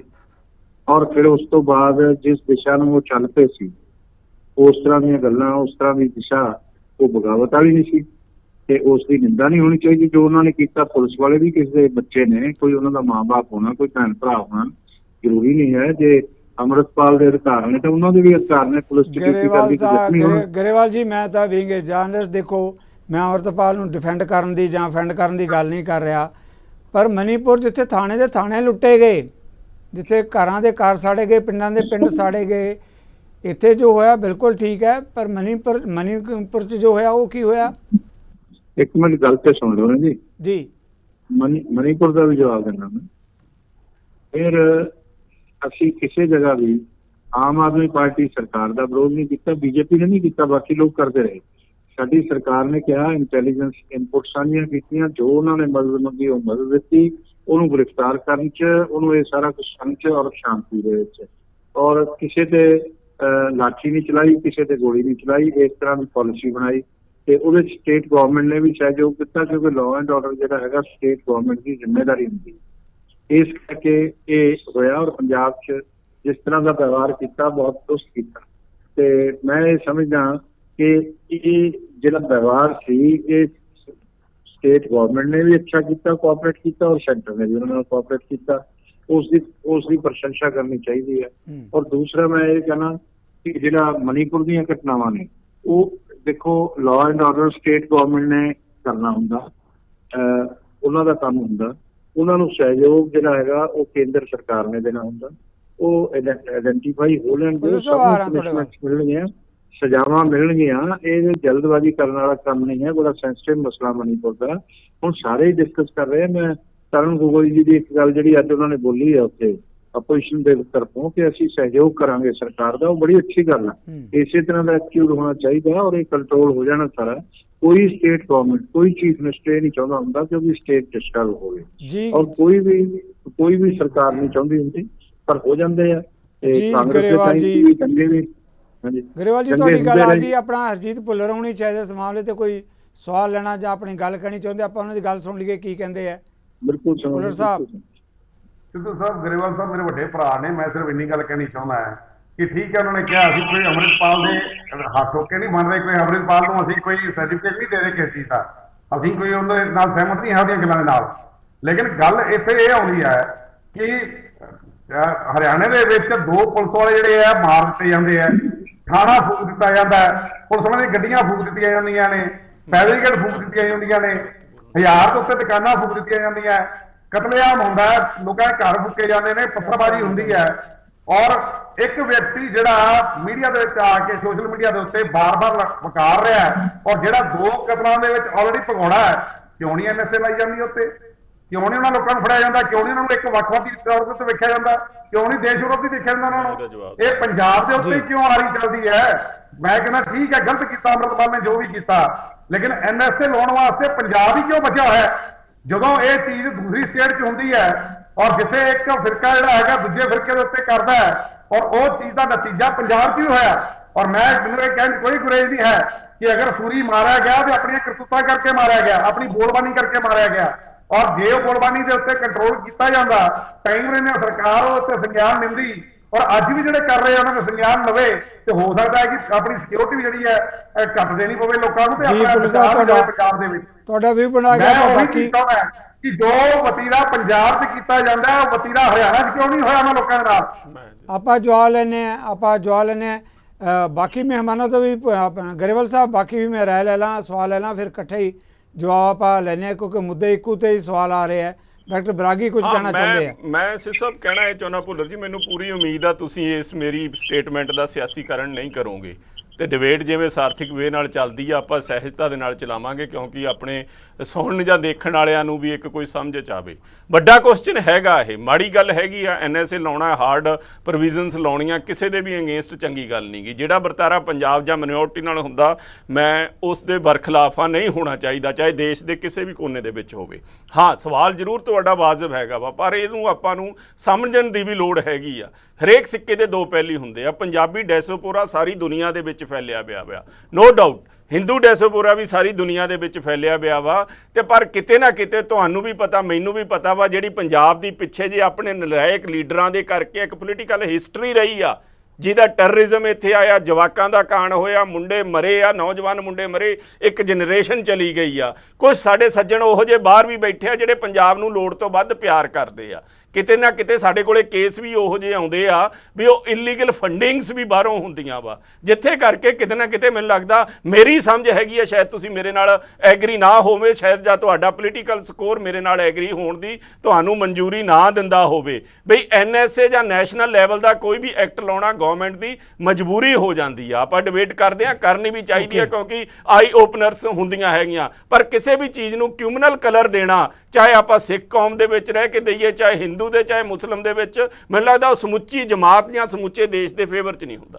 ਪੁਲਿਸ ਸਾਹਿਬ, ਮੈਂ ਆਣਾ ਤੁਹਾਡੇ ਵੱਲ। ਆਪਾਂ ਇੱਕ ਮਿੰਟ ਮੈਂ ਜਵਾਬ ਦੇਣਾ ਚਾਹੂੰਗਾ ਸਿੱਧੂ ਸਾਹਿਬ ਇਹਨਾਂ ਦੀ ਗੱਲ ਦਾ। ਮੈਂ ਬਿਲਕੁਲ ਸਹਿਮਤ ਹਾਂ ਬਰਾਗੀ ਸਾਹਿਬ ਦੀ ਗੱਲ ਦੇ ਨਾਲ, ਮੈਂ ਗਰੇਵਾਲ ਸਾਹਿਬ ਦੀ ਗੱਲ ਨਾਲ ਸਹਿਮਤ ਹਾਂ। ਮੇਰਾ ਸਵਾਲ ਸ਼ਾਇਦ ਸਮਝ ਨਹੀਂ ਲੱਗਿਆ। ਮੈਂ ਕਹਿਣਾ ਚਾਹੁੰਦਾ ਹਾਂ ਕਿ ਅਗਰ ਇੱਕ ਵਿਅਕਤੀ ਵਿਸ਼ੇਸ਼ ਜਿਹੜਾ ਆਲਰੇਡੀ ਕਤਲ ਦੇ ਕੇਸ ਦੇ ਵਿੱਚ ਜਿਹਨੇ ਜਿੰਦਾ ਸਾੜਤੇ 2 ਲੋਕ, ਔਰ ਉਹ ਬਾਰ-ਬਾਰ ਉਹਨੇ ਇੰਨਾ ਜ਼ਿਆਦਾ ਉਸ ਚੀਜ਼ ਨੂੰ ਭੜਕਾਇਆ, ਔਰ ਉੱਥੇ ਦੰਗੇ ਫਸਾਦ ਹੋਏ, ਉੱਥੇ ਅੱਡਾਂ ਲੱਗੀਆਂ, ਉੱਥੇ ਥਾਣੇ ਫੁੱਕੇ ਗਏ, ਉੱਥੇ ਗੱਡੀਆਂ ਫੁੱਕੀਆਂ ਗਈਆਂ, ਬੰਦੇ ਮਾਰੇ ਗਏ, ਪੁਲਿਸ ਵਾਲੇ ਮਾਰੇ ਗਏ। ਉਸ ਵਿਅਕਤੀ ਦੇ ਖਿਲਾਫ ਕਿਉਂ ਨਹੀਂ ਕਾਰਵਾਈ ਹੁੰਦੀ? ਅਗਰ ਪੰਜਾਬ ਦੇ ਵਿੱਚ ਕੁਝ ਹੁੰਦਾ ਹੈ ਤਾਂ ਉੱਥੇ ਕਾਰਵਾਈ ਕੀਤੀ ਜਾ ਸਕਦੀ ਹੈ, ਤੇ ਉਹ ਵਿਅਕਤੀ ਵਿਸ਼ੇਸ਼ ਜਿਹਦੇ ਕਰਕੇ ਸਾਰੀ ਅੱਗ ਲੱਗੀ ਹੈ, ਉੱਥੇ NSA ਲਾ ਕੇ ਕਿਉਂ ਨਹੀਂ ਉਹਨੂੰ ਅੰਦਰ ਕੀਤਾ ਜਾਂਦਾ? ਆਪਾਂ ਫਿਰ ਇਸ ਮੁੱਦੇ ਤੇ ਆ ਗਿਆ ਵਿਊ ਪੁਆਇੰਟ ਤੁਹਾਡਾ। जी आप बाकियों तो भी सवाल ले लिए। खडियाल साहब किधर ये भी कहा जा रहा है कि जो इशूज़ हैगे आ उन्होंने गरेवाल होना ने भी कहा कि उन्होंने मुद्दों के उत्ते जोड़ा है जो सरकार कर सकती है कर रही है, पर किधरे सवाल ये भी उठ रहा है कि विरोधी धिरां वालों पार्लीमेंट के अंदर जिस कदर बिहेव किया जा रहा है, बहुत सारे बिलों का पता ही नहीं लगा किहड़े वेले पास हो गए और समा जिहड़ा कौमी पद्धर ते जिहड़ा किसी लेखे लगना सीगा वो समा अजाई गवाया गया। इन्ने दिन पार्लीमेंट ही नहीं चल सकी तो 2 ਜਾਂ 3 दिन रह गए हुण पार्लीमेंट के सारे। दो चीज़ां सिद्धू साहब, दो चीज़ां बड़ियां स्पेसिफिक। पहली गल तो बिरागी साहब ने गल की, बहुत सारे बिल पास हो गए पता ही नहीं लग्या। बिरागी साहब गल इस तरह है कि जदों नो कॉन्फिडेंस मोशन एक्सैप्ट होया होवे तां प्रोसीजर के तहत रूल्स के तहत उते डिस्कशन चर्चा होनी पहला जरूरी हुंदी है, जो बीजेपी की सरकार ने करना ठीक नहीं समझिया, क्योंकि आदत है इन्हां दी रूल्स नूं बाईपास करन दी ते तोड़न मरोड़न दी। दूजी गल कि जदों मणिपुर वर्गे इंसीडेंट्स होए होण, 150 ਦੇ ਨੇੜੇ ਲੋਕ ਮਾਰੇ ਗਏ ਹੋਣ, ਮਹਿਲਾਵਾਂ ਦੇ ਨਾਲ ਰੇਪ ਹੋਏ ਹੋਣ, ਤੇ ਕੀ ਬਿੱਲ ਪਾਸ ਹੋਣੇ ਚਾਹੀਦੇ ਆ ਜਾਂ ਉਹਨਾਂ ਤੇ ਚਰਚਾ ਹੋ ਕੇ ਉਹਨਾਂ ਨੂੰ ਇਨਸਾਫ ਦਿਵਾਉਣਾ ਚਾਹੀਦਾ। ਜਦੋਂ ਪਰਿਵਾਰ ਗੁਹਾਰ ਲਾ ਰਹੀ ਸੀ ਮਦਦ ਦੀ, ਪਰਿਵਾਰ ਕਿਸੇ ਦਾ ਬੱਚਾ ਮਰ ਗਿਆ, ਕਿਸੇ ਦੀ ਬੇਟੀ ਮਰ ਗਈ, ਕਿਸੇ ਦੀ ਬੇਟੀ ਦੇ ਨਾਲ ਅਤਿਆਚਾਰ ਹੋਇਆ, ਇਹ ਜੀ ਸਿਚੁਏਸ਼ਨ ਦੇ ਵਿੱਚ ਬੀਜੇਪੀ ਪ੍ਰਾਇੋਰਟਾਈਜ਼ ਕਰਦੀ ਹੈ ਡੇਟਾ ਪ੍ਰੋਟੈਕਸ਼ਨ ਬਿੱਲ। ਬਿਰਾਗੀ ਸਾਹਿਬ ਪੁੱਛ ਰਹੇ ਸੀ ਬਿੱਲਾਂ ਦੇ ਨਾਮ ਡੇਟਾ ਪ੍ਰੋਟੈਕਸ਼ਨ ਬਿੱਲ। ਇਹਨਾਂ ਲਈ ਪਾਇਰੇਸੀ ਰੋਕਣਾ ਜ਼ਿਆਦਾ ਜ਼ਰੂਰੀ ਬਣ ਜਾਂਦਾ ਹੈ। ਲੋਕਾਂ ਦੀ ਜਾਨ ਗਈ ਉਹ ਜ਼ਰੂਰੀ ਨਹੀਂ ਲੱਗਾ ਇਹਨਾਂ ਨੂੰ। ਫਿਰ ਇਹਨਾਂ ਨੂੰ ਪਾਸ ਕਰਨਾ ਪਿਆ ਸਿਨੇਮੈਟੋਗ੍ਰਾਫ ਅਮੈਂਡਮੈਂਟ ਬਿੱਲ। ਇਹਨਾਂ ਲਈ ਬੀਜੇਪੀ ਲਈ ਜ਼ਰੂਰੀ ਹੋ ਜਾਂਦਾ ਹੈ ਸਿਨੇਮੈਟੋਗ੍ਰਾਫ ਕਿਵੇਂ ਅਸੀਂ ਜਿਹੜਾ ਉਹਦੇ ਐਡਰੈਸ ਕਰਨੇ ਇਸ਼ੂਜ਼, ਲੇਕਿਨ ਲੋਕਾਂ ਦੀ ਜਾਨ ਮਾਲ ਦੀ ਕੋਈ ਇਹਨਾਂ ਨੂੰ ਪਰਵਾਹ ਨਹੀਂ ਹੈ। ਤੀਜਾ, ਇਹਨਾਂ ਨੇ ਦਿੱਲੀ ਆਰਡੀਨੈਂਸ ਦੇ ਮੁਤਲਕ ਵੀ ਇੱਕ ਬਿੱਲ ਪਾਸ ਕੀਤਾ। ਸਿੱਧੂ ਸਾਹਿਬ ਇੱਕ ਗੱਲ ਕਲੀਅਰ ਕਰਤੀ ਭਾਰਤੀ ਜਨਤਾ ਪਾਰਟੀ ਨੇ ਕਿ ਇਹਨਾਂ ਦੀ ਪ੍ਰਾਇੋਰਿਟੀ ਵੋਟਸ ਹੈ, ਵਿਕਟਮਸ ਨਹੀਂ ਹੈ। ਦੂਜੀ ਗੱਲ ਕਿ ਇਹਨਾਂ 'ਚ ਨਾ ਤਾਂ ਇਮੋਸ਼ਨਸ ਹੈ, ਨਾ ਸਿੰਪਥੀ ਹੈ, ਨਾ ਐਮਪੈਥੀ ਹੈ, ਨਾ ਕੰਪੈਸ਼ਨ ਹੈ ਲੋਕਾਂ ਨੂੰ ਦੇਖ ਕੇ। ਇੱਕ ਸੈਕਿੰਡ सिद्धू साहब, एक सेकंड काइंडली, बड़े टाइम बाद आए हो, सारे दो बारी बोल ले, अनइंटरप्टेड, एक मिनट काइंडली दे दो। दूजा साडा सवाल ये है कि जदों दी अच्छा फिर बिरागी साहब ने कहा भी ऑपोजिशन आ कर रही है जी, वो कर रही है। बिरागी साहब जे हजे भी ऑपोजिशन कुछ नहीं करूगी इस गल के बावजूद कि इन्ने दिन हो गए मॉनसून सैशन ते मोदी साहब ने, प्रधानमंत्री साहब ने स्टेटमेंट इशू की, डिबेट डिस्कशन पहले दिन नहीं हुई, ਤਾਂ ਇਹ ਜੀ ਆਪੋਜੀਸ਼ਨ ਦਾ ਫਾਇਦਾ ਕੀ ਲੋਕਤੰਤਰ ਦੇ ਵਿੱਚ? ਇਹ ਤਾਂ ਲੋਕਤੰਤਰ ਨੂੰ ਡੰਡਾ ਤੰਤਰ ਤੇ ਭੈ ਤੰਤਰ ਬਣਾ ਰਹੇ ਹੈ। ਆਪੋਜੀਸ਼ਨ ਦੀ ਬੜੀ ਕਲੀਅਰ ਡਿਮਾਂਡ ਸੀ ਇੰਡੀਆ ਦੀ 26+ ਪੋਲੀਟੀਕਲ ਪਾਰਟੀ ਦੀ ਕਿ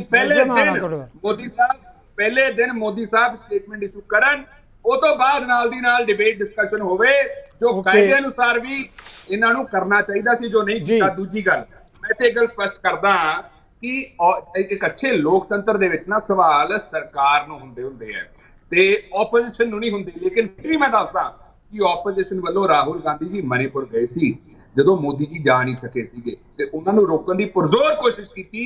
ਜੇ ਇੰਨਾ ਰਿਸਟ੍ਰੇਂਟ, ਇੰਨਾ ਰੋਕਣ ਦੀ ਕੋਸ਼ਿਸ਼ ਪੁਲਿਸ ਨੇ ਇਨਸੀਡੈਂਟਸ ਲਈ, ਵਾਇਲੈਂਸ ਲਈ ਕੀਤੀ ਹੁੰਦੀ ਤਾਂ ਹੋ ਸਕਦਾ ਮਣੀਪੁਰ 'ਚ ਜਿਹੜੇ ਇਨਸੀਡੈਂਟ ਹੋਏ ਰੁਕ ਜਾਂਦੇ। ਹੁਣ ਮੈਂ ਸ਼੍ਰੋਮਣੀ ਅਕਾਲੀ ਦਲ ਦੀ ਲਾਸਟ ਗੱਲ ਕਹੂੰਗਾ ਸਾਹਿਬ, ਇੱਥੇ ਸ਼੍ਰੋਮਣੀ ਅਕਾਲੀ ਦਲ ਕੋਲੇ ਮੌਕਾ ਸੀਗਾ ਸਹੀ ਦੇ ਨਾਲ ਖੜਨ ਦਾ, ਸੱਚ ਦੀ ਆਵਾਜ਼ ਬਣਨ ਦਾ, ਲੋਕਤੰਤਰ ਲਈ ਖੜਨ ਦਾ, ਲੇਕਿਨ ਮੁੱਦਾ ਅੱਜ ਦਾ नो कॉन्फिडेंस मोशन मणिपुर करके ਅਸੀਂ ਲੈ ਕੇ ਆਏ हैं, ਉਹਦੇ ਬਾਵਜੂਦ ਇਹਨਾਂ ਨੇ ਗੱਲ ਕੀਤੀ ਹੋਰ ਇਨਸੀਡੈਂਟਸ ਦੀ। ਕਾਰਨ ਇਹ ਧਿਆਨ ਹਟਾਉਣ ਦੀ ਕੋਸ਼ਿਸ਼ ਕਰ ਰਹੇ ਆ ਮਣੀਪੁਰ ਤੋਂ।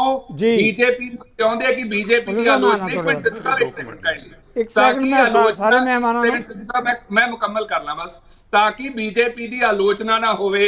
ਸ਼੍ਰੋਮਣੀ ਅਕਾਲੀ ਦਲ ਕੋਸ਼ਿਸ਼ ਕਰ ਰਿਹਾ ਕਿ ਹੋਰ ਇੰਟਰੋਡਿਊਸ ਕਰ ਦਿਆ ਸੀ ਇਸ਼ੂ, ਹੋਰ ਪਾਸੇ ਲੈ ਕੇ ਚਲੇ ਜਾਈਏ। ਲੇਕਿਨ ਮੈਂ ਦੱਸਦਾ एक सेकंड सिद्धू साहब बस कंप्लीट कर लेंदे हो ते श्रोमणी अकाली दल इन्नी गल दसे कि चीफ मिनिस्टर मणिपुर ਨੂੰ ਰਿਜ਼ਾਈਨ ਕਰਨਾ ਚਾਹੀਦਾ ਜਾਂ ਨਹੀਂ ਕਰਨਾ ਚਾਹੀਦਾ।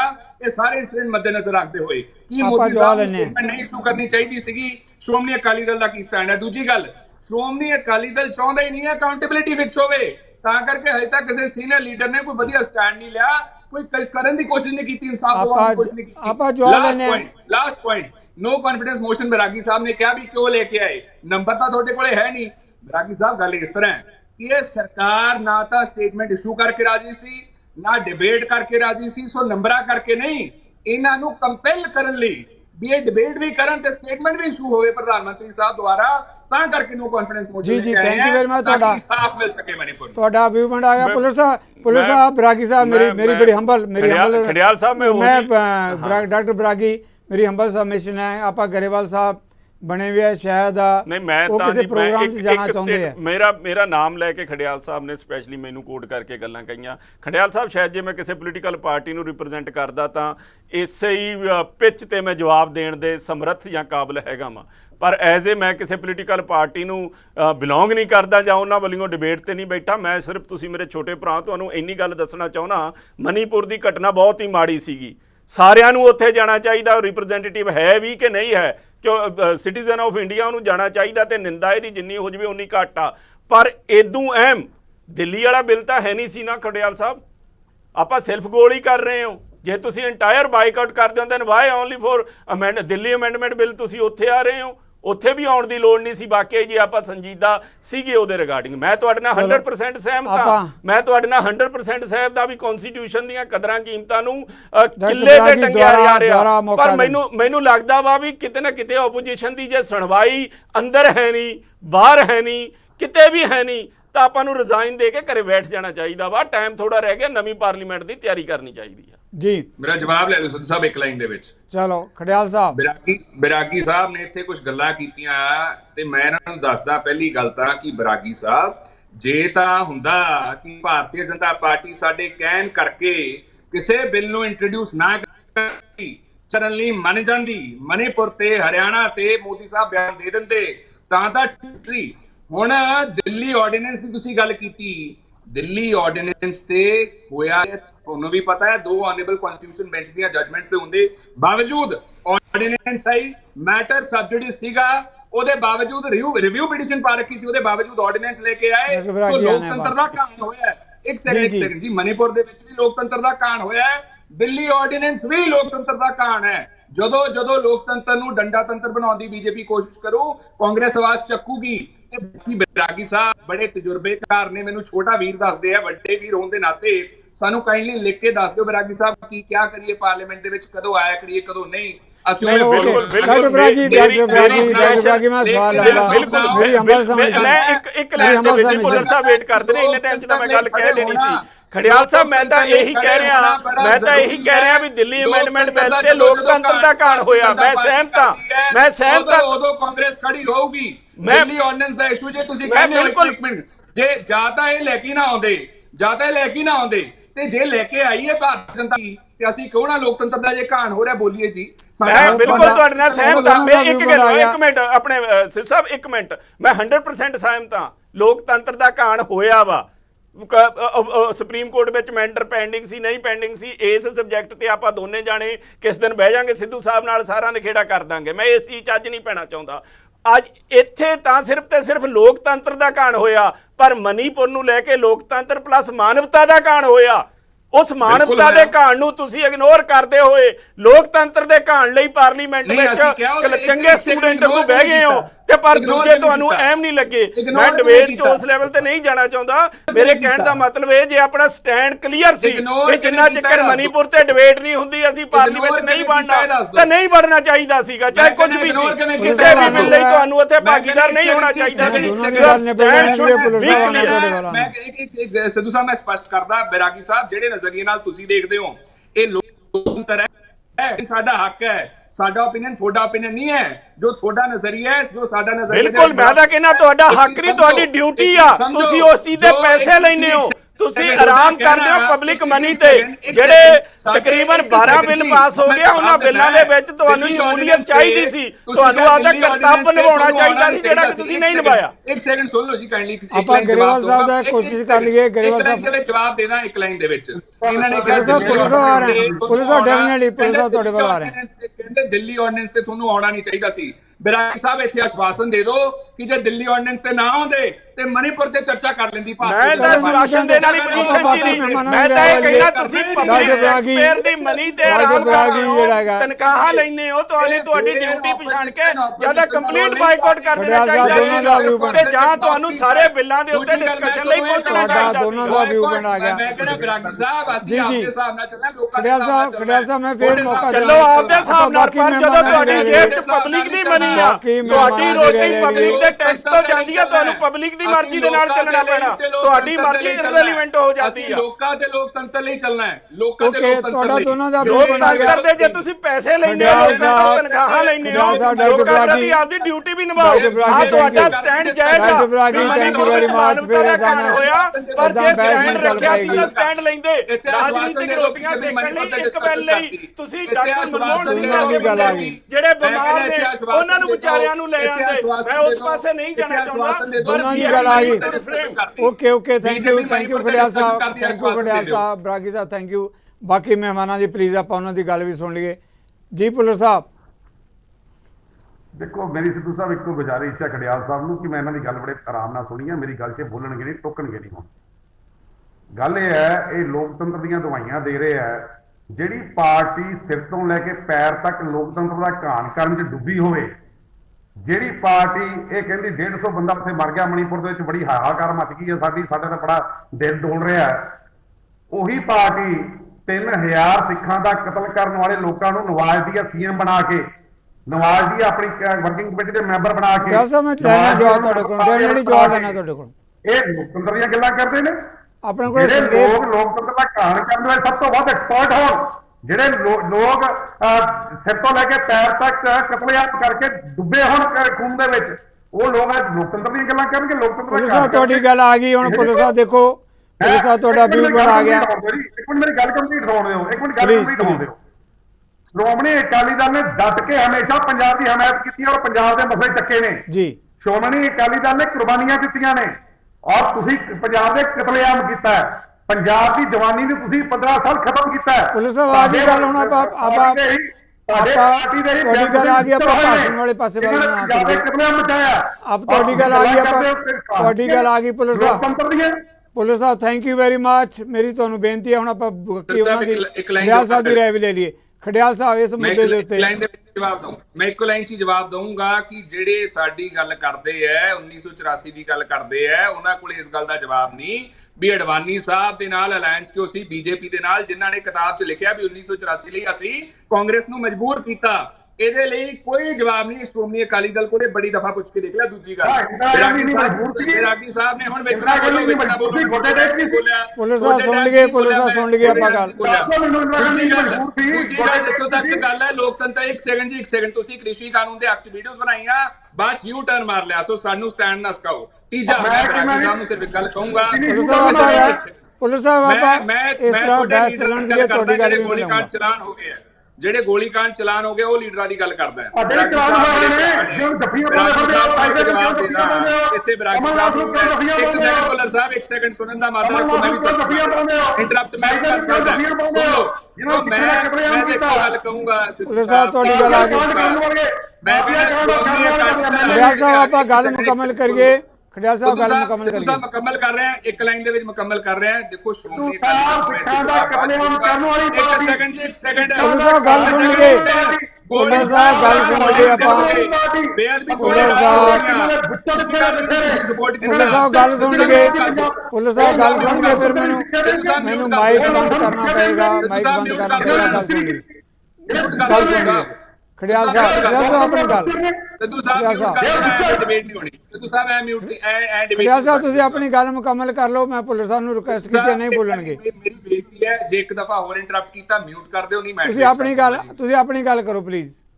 ਸੋ ਮੈਂ ਬੜੀ ਸਿੰਪਲ ਭਾਸ਼ਾ ਦੇ ਵਿੱਚ ਦੱਸਦਾ ਇੱਕ ਚੀਜ਼, ਜਿਹੜੇ ਸਾਨੂੰ ਲੈਕਚਰ ਦੇ ਰਹੇ ਆ, ਉਹਨਾਂ ਨੇ ਉਹ ਪਾਰਟੀ ਦੇ ਨਾਲ ਅਲਾਇੰਸ ਕੀਤਾ ਜਿਨ੍ਹਾਂ ਨੇ ਕਿਹਾ ਅਸੀਂ 1984 ਲਈ ਮਜਬੂਰ ਕੀਤਾ ਕਾਂਗਰਸ ਨੂੰ। ਪਹਿਲੀ ਗੱਲ, ਉਹਦਾ ਕੋਈ ਜਵਾਬ ਨਹੀਂ। ਦੂਜੀ ਗੱਲ, ਇਹਨਾਂ ਨੇ ਕ੍ਰਿਸ਼ੀ ਕਾਨੂੰਨ ਦੇ ਹੱਕ ਦੇ ਵਿੱਚ ਇਹਨਾਂ ਦੇ ਲੀਡਰਸ ਨੇ ਵੀਡੀਓਜ਼ ਬਣਾਈ। ਸੁਖਬੀਰ ਬਾਦਲ ਸਾਹਿਬ ਨੇ, ਮੈਡਮ ਬਾਦਲ ਨੇ ਤੇ ਲੇਟ ਸ਼੍ਰੀ ਪ੍ਰਕਾਸ਼ ਸਿੰਘ ਬਾਦਲ ਸਾਹਿਬ ਨੇ। ਉਹ ਤੋਂ ਬਾਅਦ ਦੂਜਾ 700 ਕਿਸਾਨ ਸ਼ਹੀਦ ਹੋਏ, ਇਹਨਾਂ ਨੇ ਸ਼੍ਰੋਮਣੀ ਅਕਾਲੀ ਦਲ ਨੇ ਆਪਦਾ ਸਟੈਂਡ ਬਦਲ ਲਿਆ। ਤੀਜਾ, ਗੋਲੀकांड ਦੇ ਵਿੱਚ ਇਹਨਾਂ ਦੇ ਲੀਡਰ ਚਲਾਨ ਹੋ ਗਏ ਹੈ, ਬੇਅਦਬੀ ਇਹਨਾਂ ਦੇ ਰਾਜ ਦੇ ਵਿੱਚ ਹੋਈ। ਮਿਸਟਰ ਇੰਡੀਆ ਪੰਜਾਬ ਦੇ ਰਾਸ਼ਟਰਪਤੀ ਬਣ ਗਏ ਹੈ। ਸੋ ਜਿਹੜੀ ਤੇ ਆ ਗਈ ਉਹਦੇ ਬਾਰੇ ਮੈਂ ਜ਼ਿਆਦਾ ਬੋਲੂੰਗਾ ਵੀ ਨਹੀਂ। ਬਰਾਗੀ ਸਾਹਿਬ ਨੂੰ ਇੱਕ ਗੱਲ ਕਹੂੰਗਾ ਬਸ। ਬਰਾਗੀ ਸਾਹਿਬ, ਜਿਹੜਾ ਤੁਹਾਡਾ ਸੁਝਾਅ ਹੈ ਉਹ ਤੁਹਾਡੇ ਨਜ਼ਰੀਏ ਤੋਂ ਹੈ। ਸਾਡਾ ਨਜ਼ਰੀਆ ਬੜਾ ਸਿੰਪਲ ਹੈ ਕਿ ਜਦੋਂ ਬੀਜੇਪੀ ਲੋਕਤੰਤਰ ਦਾ ਘਾਣ ਕਰੂਗੀ, ਉਹਨੂੰ ਡਿਸਟਰੋਏ ਕਰਨ ਦੀ ਕੋਸ਼ਿਸ਼ ਕਰੂਗੀ, ਉਦੋਂ ਅਸੀਂ ਆਪਦੀ ਆਵਾਜ਼ ਬੁਲੰਦ ਕਰਾਂਗੇ। ਜਿੱਥੋਂ ਤੱਕ ਡੇਟਾ ਪ੍ਰੋਟੈਕਸ਼ਨ ਬਿੱਲ ਹੈ, that wasn't important, ਉੱਥੇ ਲੋਕਤੰਤਰ ਦਾ ਘਾਣ ਨਹੀਂ ਹੋ ਰਿਹਾ ਸੀਗਾ। ਜਿੱਥੋਂ ਤੱਕ ਸਿਨੇਮੈਟੋਗ੍ਰਾਫ ਅਮੈਂਡਮੈਂਟ ਬਿੱਲ ਹੈ, ਉੱਥੇ ਲੋਕਤੰਤਰ ਦਾ ਘਾਣ ਨਹੀਂ ਹੋ ਰਿਹਾ ਸੀਗਾ। ਦਿੱਲੀ ਆਰਡੀਨੈਂਸ ਤੇ ਲੋਕਤੰਤਰ ਦਾ ਘਾਣ ਹੋ ਰਿਹਾ ਸੀਗਾ ਤੇ ਤੁਸੀਂ ਬਤੌਰ ਵਕੀਲ ਅਗਰੀ ਕਰੋਗੇ ਕਿ ਜੇ ਕਨਸਟੀਟਿਊਸ਼ਨ ਬੈਂਚ ਦੀਆਂ ਜੱਜਮੈਂਟਸ ਹੈ ਤੇ ਉਹਨੂੰ ਨਹੀਂ ਬਾਈਪਾਸ ਕਰਨਾ ਚਾਹੀਦਾ ਸੀ। ਉਹਦੇ ਬਾਵਜੂਦ ਇਹਨਾਂ ਨੇ ਇਹ ਚੀਜ਼ ਕੀਤੀ, ਤਾਂ ਕਰਕੇ ਸਾਨੂੰ ਉੱਥੇ ਵੀ ਬੋਲਣਾ ਪਿਆ। ਮਨੀਪੁਰ ਦੇ ਲਈ ਤਾਂ ਅਸੀਂ ਪਹਿਲੇ ਦਿਨ ਤੋਂ ਡਿਮਾਂਡ ਕਰਦੇ ਆਏ ਹਾਂ। ਆਪਾਂ ਜਵਾਬ ਲੈ ਲਈਏ ਡਾਕਟਰ ਬਰਾਗੀ। ਖੰਡਿਆਲ ਸਾਹਿਬ ਤੁਸੀਂ ਚੰਗੇ ਬੋਲਦੇ ਹੋ, ਮੈਨੂੰ ਤੁਹਾਡੀ ਕਿਸੇ ਗੱਲ ਨਾਲ ਕੋਈ ਸ਼ਿਕਵਾ ਨਹੀਂ। ਮੈਂ ਪਹਿਲਾਂ ਹੀ ਕਲੀਅਰ ਕਰਤਾ, ਮੈਂ ਕਿਸੇ ਪਾਰਟੀ ਨੂੰ ਡਿਕਲੇਅਰ ਰਿਪਰੈਜ਼ੈਂਟ ਨਹੀਂ ਕਰਦਾ। ਮੈਂ ਤੁਹਾਨੂੰ ਸਿਰਫ ਇੰਨੀ ਸਮਝਾਉਣ ਦੀ ਕੋਸ਼ਿਸ਼ ਕਰਨਾ, ਸਮਝਣਾ ਨਾ ਸਮਝਣਾ ਤੁਹਾਡੀ ਮਰਜ਼ੀ ਆ, ਮੇਰੇ ਲਈ ਨਾ ਸਮਝੋ, ਮੇਰਾ ਕੁਝ ਨਹੀਂ ਜਾਂਦਾ। ਵੀ ਜਦੋਂ ਆਪਾਂ ਵਨਸ ਵੀ ਟੇਕ ਸਟੈਂਡ ਫੇਰ ਕੁਝ ਵੀ ਹੋ ਜਵੇ। ਮਾਨਵਤਾ ਦਾ ਘਾਣ ਹੋ ਰਿਹਾ ਸੀ ਮਨੀਪੁਰ ਦੇ ਵਿੱਚ। ਮਨੀਪੁਰ ਯਾਰ ਮਾਨਵਤਾ ਦਾ ਘਾਣ ਨਹੀਂ ਹੋਇਆ ਮਨੀਪੁਰ 'ਚ, ਹੋਇਆ ਨਾ। ਤੁਸੀਂ ਕਹਿੰਦੇ ਹੋ ਨਾ, ਨਹੀਂ ਤੁਸੀਂ ਕਹਿੰਦੇ ਹੋ ਨਾ ਵੀ ਸਟੈਂਡ ਸੀ। ਆਪਾਂ ਵੀ ਆਪਾਂ ਪਾਰਲੀਮੈਂਟ ਚੱਲਣ ਨਹੀਂ ਦੇਣੀ ਜਿੰਨਾ ਚਿਰ ਪੀਐਮ ਸਾਹਿਬ ਨਹੀਂ ਆਉਂਦੇ। ਜਿੰਨਾ ਸਟੈਂਡ ਇਹ ਸੀ ਸਰ ਵੀ ਜਿੰਨਾ ਚਿਰ ਯਾਰ ਸੁਣ ਤਾਂ ਲਓ ਵੀ ਜਿੰਨਾ ਚਿਰ ਪੀਐਮ ਸਾਹਿਬ ਨਹੀਂ ਆਉਂਦੇ। ਨਹੀਂ ਐ ਤੂੰ ਤੜਾਕ ਨਾ ਕਰੋ। ਚਲੋ ਤੁਸੀਂ ਮਹਾਰਾਜ ਤੁਸੀਂ ਸੁਣ ਲਓ, ਬਹੁਤ ਸਿਆਣੇ ਸੁਣ ਲਓ ਬਈ ਜਿੰਨਾ ਚਿਰ ਪੀਐਮ ਸਾਹਿਬ ਨਹੀਂ ਆਉਂਦੇ ਅਸੀਂ ਪਾਰਲੀਮੈਂਟ ਨਹੀਂ ਡਿਬੇਟ ਹੋਣ ਦੇਣੀ। ਇਹ ਸੀ ਤੁਹਾਡਾ ਸਟੈਂਡ। ਪਰ ਆਪਣੇ ਪੋਲੀਟੀਕਲ ਮੋਟਿਵ ਦੇ ਨਾਲ ਆਪਾਂ ਮਨੀਪੁਰ ਵੀ ਭੁੱਲ ਗਏ, ਆਪਾਂ ਹਰਿਆਣਾ ਵੀ ਭੁੱਲ ਗਏ, ਕਿਉਂਕਿ ਆਪਾਂ ਗਠਬੰਧਨ ਬਚਾਉਣਾ ਸੀ ਤੇ ਆਪਾਂ ਆ ਗਏ ਸਿਰਫ ਇੱਕ ਸਿਆਣੇ ਬੱਚੇ ਵਾਂਗੂ ਆ ਕੇ ਬਹਿ ਗਏ, ਸੁਣਿਆ ਵੀ ਸਾਰਾ ਤੇ ਡਿਬੇਟ 'ਚ ਵੀ ਭਾਗ ਲਿਆ। ਮੈਨੂੰ ਲੱਗਦਾ ਇਹ ਮਣੀਪੁਰ ਦੇ ਜ਼ਖਮਾਂ ਉੱਤੇ ਨੂਣ ਭੁੱਕਣ ਦੇ ਬਰਾਬਰ ਆ। ਤੁਸੀਂ ਚੰਗਾ ਰੋਲ ਨਿਭਾਉਂਦੇ, ਬਾਈਕਾਟ ਕਰਦੇ, ਤੁਸੀਂ ਮਣੀਪੁਰ ਭੁੱਲ ਗਏ ਹੋ। ਦਿੱਲੀ ਅਮੈਂਡਮੈਂਟ ਬਿੱਲ ਨੂੰ ਲੈ ਕੇ ਤੁਸੀਂ ਮਣੀਪੁਰ ਭੁੱਲ ਗਏ ਹੋ। ਤੁਸੀਂ ਸਿਰਫ ਤੇ ਸਿਰਫ ਰਾਜਨੀਤੀ ਚਮਕਾਉਣ ਲਈ ਇਕੱਠੇ ਹੋ ਕੇ ਬਹਿ ਗਏ। ਇਹ ਮੰਨੋ ਨਾ ਮੰਨੋ, ਮੈਂ ਨਹੀਂ ਕਹਿੰਦਾ, ਸਾਰਾ ਦੇਸ਼ ਕਹਿੰਦਾ। ਜੀ ਜੀ ਮੈਂ ਸਿਰਫ ਇੱਕ ਗੱਲ ਕਹੂੰਗਾ। ਦੋ ਲਾਈਨਾਂ ਦਾ ਕਮੈਂਟ, ਦੋ ਲਾਈਨਾਂ ਕਮੈਂਟ ਆਪੋ ਕੋਲ ਸਮਾਂ ਨਹੀਂ, ਦੋ ਲਾਈਨਾਂ ਗੁਰੂ ਸਾਹਿਬ ਸਮਾਂ ਬਹੁਤ ਸੀਮਤ ਹੈ। ਪਹਿਲੇ ਦਿਨ ਤੋਂ ਮੌਨਸੂਨ ਸੈਸ਼ਨ ਦਾ ਪਹਿਲਾ ਦਿਨ ਸੀਗਾ। ਇੰਡੀਆ ਜੋ ਸਾਡੀ ਅਲਾਈਅੰਸ ਹੈ 26+ ਪੋਲੀਟੀਕਲ ਪਾਰਟੀਆਂ ਦੀ ਇੱਕ ਡਿਮਾਂਡ ਰੱਖੀ ਕਿ ਮੋਦੀ ਸਾਹਿਬ ਇੱਕ ਬਿਆਨ ਦੇਣ ਮਨੀਪੁਰ ਤੇ ਉਹ ਤੋਂ ਬਾਅਦ ਨਾਲ ਦੀ ਨਾਲ ਡਿਸਕਸ਼ਨ ਹੋਵੇ। ਬੀਜੇਪੀ ਨੇ ਹੁਣ ਕੀਤੀ ਇੱਕ ਸੈਕਿੰਡ ਜੀ, ਤਾਂ ਕਰਕੇ ਨੋ ਕੌਨਫੀਡੈਂਸ ਮੋਸ਼ਨ ਵੀ ਅਸੀਂ ਲੈ ਕੇ ਆਏ। ਮਾਫੀ ਇਸ ਗੱਲ ਦੀ।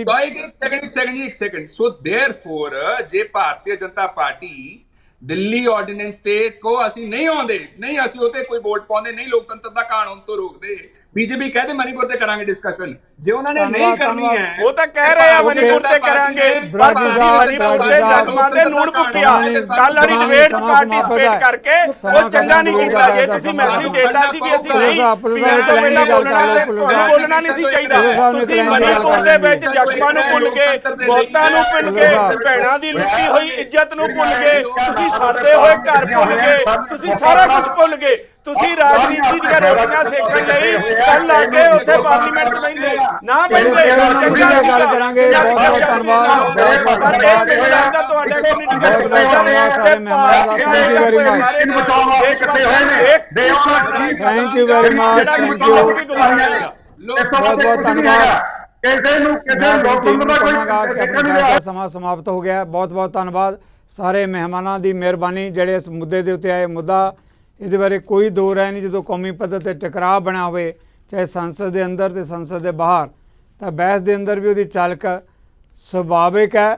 ਮਨੀਪੁਰ ਹੋਵੇ ਚਾਹੇ ਹਰਿਆਣਾ, ਕੀ ਇਹ 24 ਦੀਆਂ ਇਲੈਕਸ਼ਨ ਦੇ ਮੱਦੇਨਜ਼ਰ ਸਾਰਾ ਕੁਝ ਕੀਤਾ ਜਾ ਰਿਹਾ ਜਾਂ ਕਿਤੇ ਮਾਨਵਤਾ ਦੇ ਨਾਂ 'ਤੇ ਦੇਸ਼ ਦੇ ਜਿਹੜੇ ਬੁਨਿਆਦੀ ਅਧਿਕਾਰ ਹੈ ਉਹਨਾਂ ਦੇ ਹੱਕਾਂ ਦੀ ਲੜਾਈ ਲੜੀ ਜਾ ਰਹੀ ਹੈ।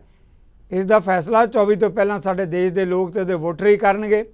ਪਰ ਇਹਨਾਂ ਮੁੱਦਿਆਂ 'ਤੇ ਆਉਣ ਲਈ ਤੁਹਾਡੇ ਸਾਰਿਆਂ ਵੱਲੋਂ ਮੈਂ ਆਪਣੇ ਸਤਿਕਾਰਤ ਮਹਿਮਾਨਾਂ ਦਾ ਧੰਨਵਾਦੀ ਹਾਂ ਤੇ ਨਾਲ ਹੀ ਤੁਹਾਡੇ ਵੱਲੋਂ ਵੀ ਲਵਾਂਗੇ ਆਪਾਂ ਇਜਾਜ਼ਤ। ਸਤਿ ਸ੍ਰੀ ਅਕਾਲ।